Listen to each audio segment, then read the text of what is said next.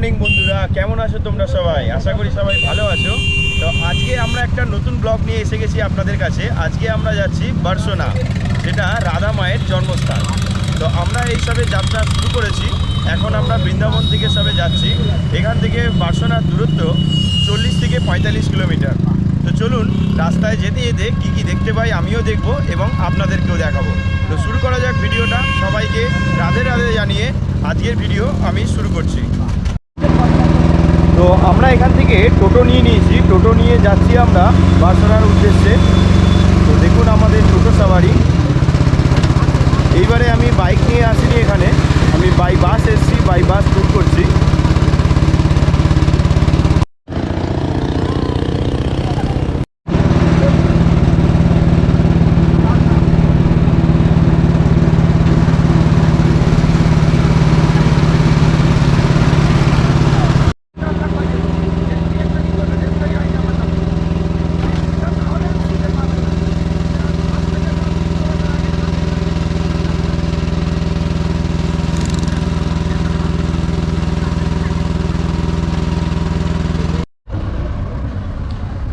তো বন্ধুরা, আমি এখন পৌঁছে গেছি বার্সোনা। আর আমার দেখুন পিছনে একটা ক্যানেল মতন আছে ছোট্ট, খুবই দুর্গন্ধ ছাড়ছে এখান থেকে। খুব এমন একটা ভালো জায়গা নয় এটা। তো যাই ভেতরের দিকে, কেমন কি দেখা যাক মন্দিরটা। এসে গেছি দেখুন। আমি ক্যামেরাটা ঘুরিয়ে আপনাদেরকে দেখাচ্ছি একটু।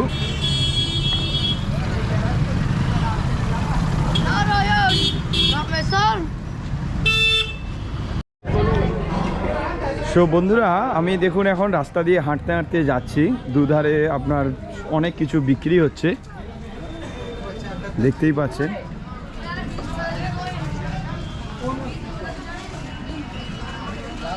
আর ওই যে এখান থেকে দূর থেকে একটু দেখতে পাওয়া যাচ্ছে, ওইখানটায় দেখুন, ওটাই হচ্ছে মন্দিরটা। তো এরকমই সিঁড়ি বেয়ে বেয়ে আমাদেরকে উঠে যেতে হবে ওপরের দিকে। আর আস্তে আস্তে আমরা ওপরের দিকে উঠে তারপরে আমরা মন্দির দর্শন করব। তো চলুন সামনের দিকে এগিয়ে যাওয়া যাক। আমার সঙ্গে আমার এক কাকু আছেন। তো কাকু কিছু বলতে চান আপনাদেরকে। কাকু, আপনার বক্তব্যটা আপনি এবার বলে ফেলুন। আমরা হুগলি জেলা থেকে এসেছি, কোলবা থানা, গ্রাম ভাতুরিয়া।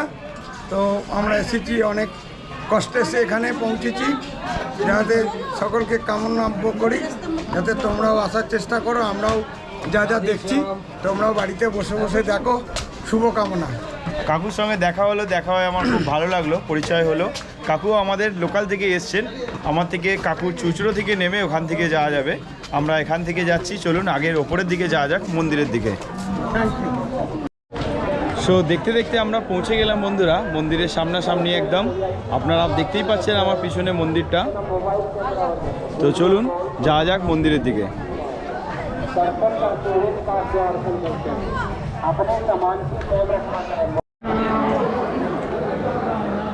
তো বন্ধুরা, আমি এখন এসে গেছি মন্দিরের মুখ্য দুয়ারে এবং আমার পিছন দিকে দেখুন পাহাড়ের ওপর থেকে আমি নিচটা আপনাদেরকে দেখাচ্ছি।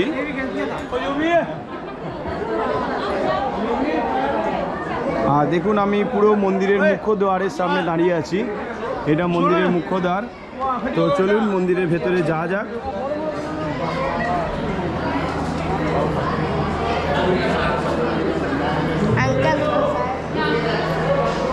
তো আমি মন্দিরের ভেতরে এখন প্রবেশ করছি।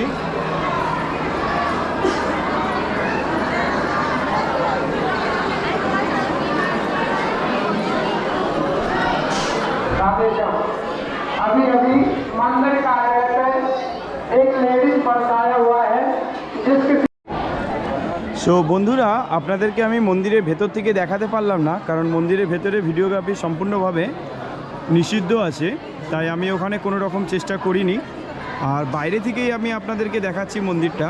দেখুন কত সুন্দর লাগছে দেখতে। এটা রাধারানীর জন্মস্থান। এখানে বহু সংখ্যক পুণ্যার্থী আসে প্রত্যেক দিনই ঘুরতে এবং পুজো দিতে। আর এর ভেতরে সম্পূর্ণ একদম সিধাসিধি দেখতে পাওয়া যাচ্ছে। আমি খালি চোখে দেখতে পাচ্ছি, জানি ক্যামেরায় আসবে না সম্পূর্ণ। ওখানে রাধারানীর যে মূর্তি আছে সেটা দেখতে পাওয়া যাচ্ছে। এবং এই জায়গাটি সম্পূর্ণ পাহাড়ের ওপরে, এবং পাহাড়ের ওপর থেকে নিচটা কত সুন্দর লাগে দেখতে, একবার চলুন দেখা যাক।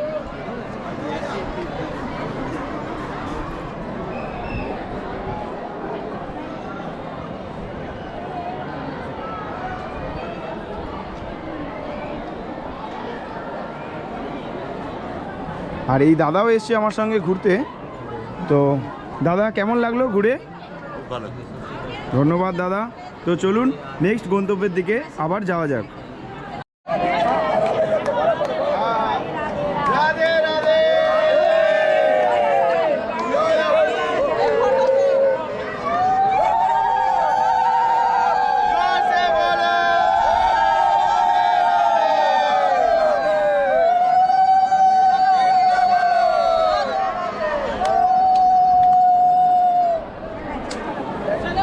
সো কেমন লাগছে বন্ধুরা অবশ্যই কমেন্ট করে জানাবেন ভিডিওগুলো আমাদের।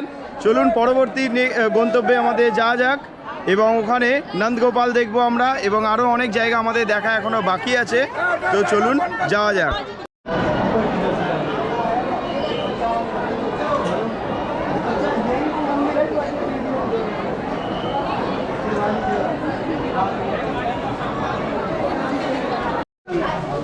তো বন্ধুরা আমি আমার পরবর্তী গন্তব্যে এসে পৌঁছে গেছি। আমি এখন এসে পৌঁছেছি নন্দুলাল।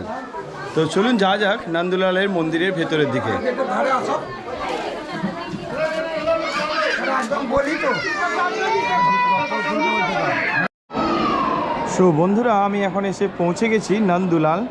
দেখতেই পাচ্ছেন মন্দিরটা কত সুন্দর লাগছে দেখতে এবং ভেতরের মূর্তি দেখাতে আপনাদের পারবো কি না আমি জানি না, কারণ ভেতরে ভিডিওগ্রাফি অ্যালাউ কি না সেটা আমি গিয়েই জানতে পারবো।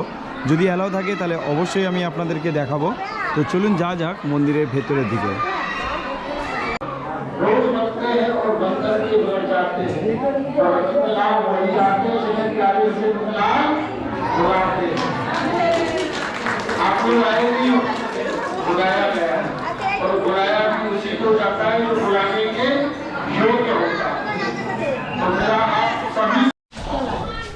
তো বন্ধুরা আমার দর্শন কমপ্লিট হয়ে গেছে। এবার আমি যাচ্ছি অটোর দিকে।